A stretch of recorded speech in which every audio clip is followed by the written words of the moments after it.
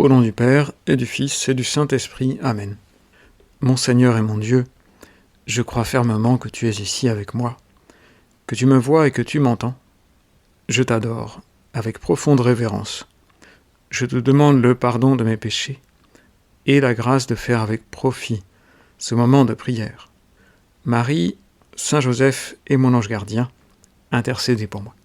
Ces jours-ci, qu'on y ait participé ou non, il est difficile de ne pas repenser au JMJ, parce que nous avons tous eu au moins des récits, ou collecté des nouvelles, peut-être même suivi certaines célébrations ou rencontres du pape avec les jeunes en direct.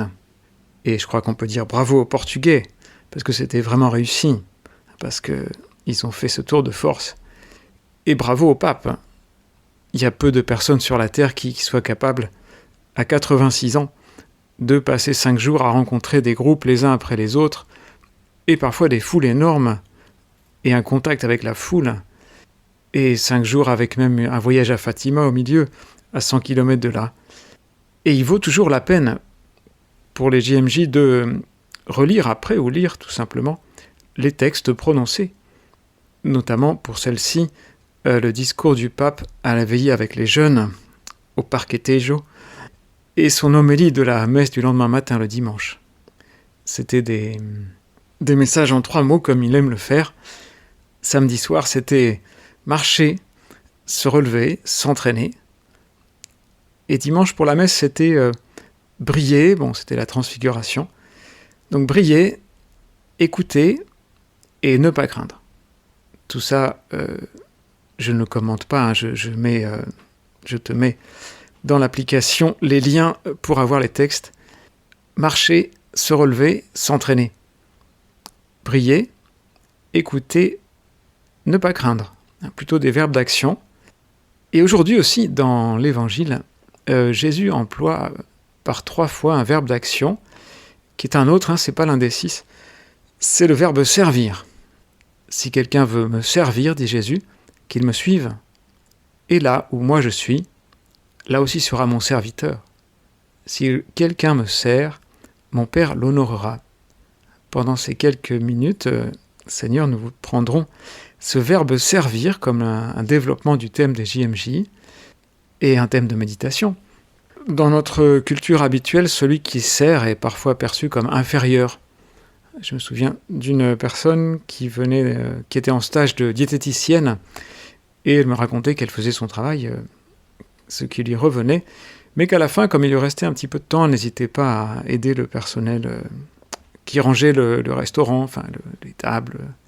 Et ça lui a été reproché, parce que c'était pas son travail, on n'était pas obligé de le faire. Parce que c'est parfois mal vu de faire quelque chose qui est inférieur, supposément, à son diplôme, sa qualification. Malheureusement, le service n'a pas toujours bonne image, mais à vrai dire, si l'on regarde notre cœur, on constate qu'on aime quand même faire plaisir, qu'on aime être utile, qu'il y a des gens qui abandonnent des parcours professionnels plutôt brillants pour exercer d'autres professions à plus créatives, disent-ils, ou plus au service des gens, qui se reconvertissent dans la cuisine, ou deviennent artisans. Et dans les sociétés occidentales, il y a d'énormes besoins de services à la personne, notamment la personne âgée, la personne malade, les hôpitaux, le médical, paramédical, et aussi les petites personnes, les enfants, les nouveau-nés. Près de chez moi, il y a un lycée professionnel pour filles d'inspiration chrétienne qui s'appelle justement École du service à la personne, ESP. C'est très bien, ça a l'air très bien. Et donc, ce sont des métiers qui ont du sens, comme on dit aujourd'hui. Moi, je pense que tous les métiers ont du sens, si on les prend bien, si on les fait pour les autres.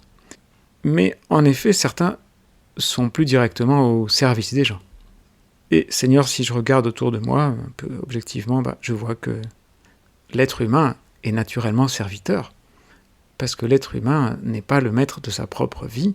Il a besoin de nombreux services qui sont prêtés par les autres. Quand je prends l'ascenseur, j'imagine pas le nombre de personnes qui ont dû participer ou qui participent à l'installation ou à l'entretien d'un ascenseur.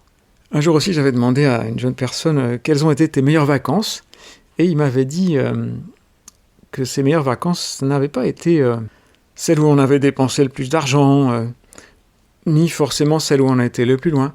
Mais ses meilleures vacances, pour lui, c'était celles où il était dans l'équipe d'organisation d'un séjour, et que bien sûr, il n'avait pas pu faire toutes les activités que faisaient les autres, mais qu'il avait rendu les autres heureux, qu'il s'était senti utile. C'était ça, ses meilleures vacances.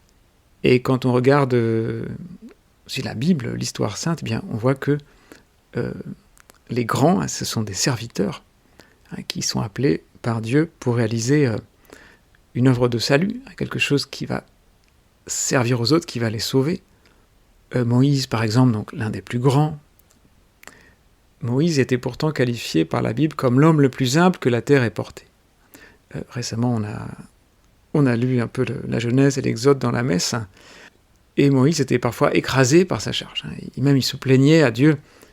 Où puis-je trouver de la viande pour en donner à tout ce peuple, quand ils viennent pleurer près de moi, en disant « Donne-nous de la viande à manger ».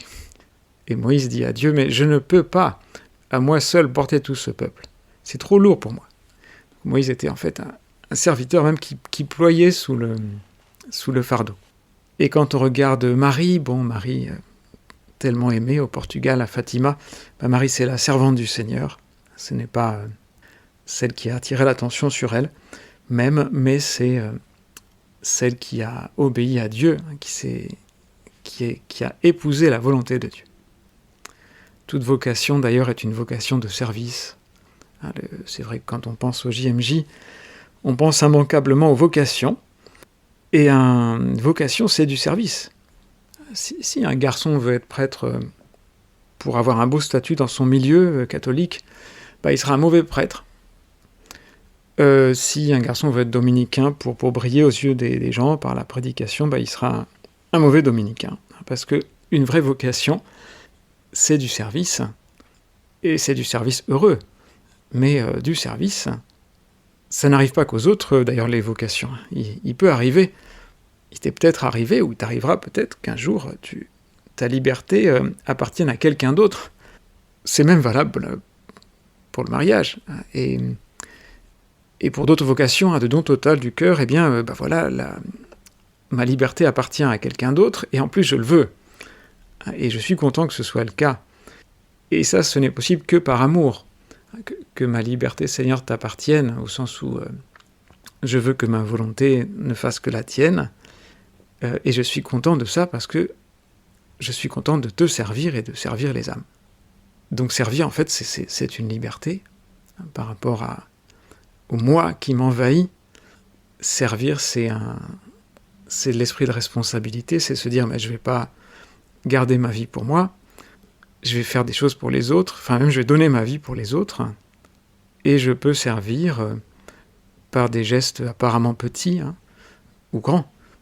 Mais des petits gestes peuvent être grands s'ils sont faits par amour. Alors Jésus, aide-moi à développer l'idéal du service, à aimer ça, à dépasser la tentation de l'individualisme, qui est très forte, parce que c'est un peu le fond culturel. Mais le bonheur individualiste, nous savons bien que c'est une illusion, que c'est la solitude, et qu'il y a au contraire dans notre cœur une disposition naturelle à servir. Le pape nous a dit plus ou moins, laisse ton portable, rencontre les gens, sors de toi-même. Il le dit souvent depuis longtemps.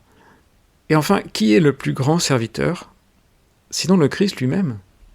Jésus dit de lui-même, « Le Fils de l'homme n'est pas venu pour être servi, mais pour servir, et donner sa vie en rançon pour la multitude. » Il y a dans le Christ ce paradoxe de l'abaissement jusqu'à la condition de serviteur, jusqu'à prendre notre nature, qui lui vaudra plus tard une glorification. Il est glorifié parce qu'il a été obéissant. Et Jésus dit dans l'évangile d'aujourd'hui cette phrase très profonde, « Là où je suis, là sera mon serviteur. » C'est-à-dire que toi, Seigneur, tu promets une intimité particulière à toute personne qui accepte d'être serviteur ou servante avec toi. Donc si nous servons par amour du Christ, si nous faisons la volonté de Dieu, on sera là où il est, c'est-à-dire on sera peut-être dans l'abaissement, et ensuite dans la gloire, dans le sillage de la sienne. Et on sera dans le bonheur de donner. Alors n'ayons pas peur N'ayons pas peur de donner, n'ayons pas peur de servir. Le pape disait cela à la veillée des JMJ. Chers jeunes, je voudrais pouvoir regarder chacun de vous dans les yeux et te dire « N'aie pas peur ». Jésus lui-même vous regarde maintenant, lui qui vous connaît. Il regarde votre cœur. Il vous dit aujourd'hui, à l'occasion de ces JMJ, « N'aie pas peur ». N'ayez pas peur. Soyez encouragés.